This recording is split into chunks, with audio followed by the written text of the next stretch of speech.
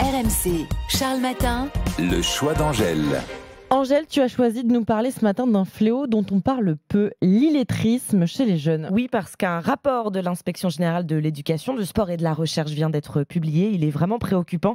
Un jeune de 16 ans sur 10 aurait de fortes difficultés en lecture. Ce serait même encore pire donc pour 5% de ces jeunes qui seraient carrément en situation d'illettrisme. Alors, est-ce que tu peux nous rappeler ce que c'est déjà l'illettrisme ? Oui, alors c'est lorsqu'une personne a suivi un cursus scolaire, ou tout du moins a été instruite, comme on dit, mais qu'elle ne maîtrise pas la lecture, l'écriture et le calcul. C'est donc différent d'une personne analphabète qui, elle, n'a jamais appris à lire et à écrire. Comment on explique qu'autant de personnes soient touchées ? Eh bien, il peut y avoir beaucoup de facteurs. Un contexte social ou familial qui n'est pas favorable, des troubles, un enseignement inadéquat. C'est d'ailleurs notamment ce dernier facteur que pointe le rapport. Les inspecteurs généraux qui ont travaillé dessus s'alarment que de la maternelle jusqu'en 3e, des alertes sont ignorées, disent-ils. Des apprentissages essentiels manqués, creusant d'année en année des écarts devenus irréversibles.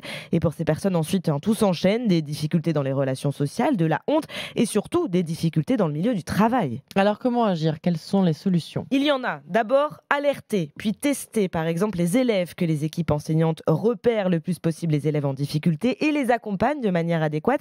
Il existe aussi des associations, Mots et Merveilles par exemple, Stop Illettrisme, comme tous les jeunes. Anaïs, nous avons aussi passé la JAPD, aujourd'hui appelée Journée d'appel, Défense et Citoyenneté, une journée obligatoire où les jeunes de 17 ans passent un test de compréhension de l'écrit. Ça permet de repérer ceux qui ont le plus de problèmes, puisque l'on peut faire avant tout... Ça sert juste à ça d'ailleurs. Et ça sert aussi à ça. Oui, c'est vrai. Ce qu'on peut faire avant tout, c'est en parler. C'est d'ailleurs ce qu'avait fait une candidate de l'émission The Voice, qui avait notamment ému le membre du jury Marc Lavoine. J'ai eu énormément de difficultés étant jeune. Je ne savais ni lire ni écrire. Et en fait, la musique, pour moi, ça m'a sorti de cette bulle. Désolée, je suis un peu émue.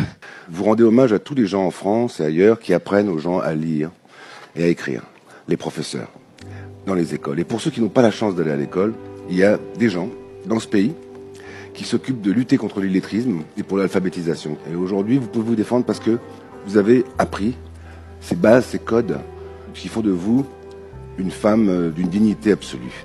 Vous l'aurez donc compris, l'illettrisme n'est pas une fatalité. Alerter et accompagner doivent être les maîtres mots pour que ce chiffre de 2,5 millions de Français dans cette situation baisse le plus possible. 2,5 millions de Français touchés, c'est énorme. On en parle peu. Merci beaucoup Angèle de nous avoir éclairé ce matin.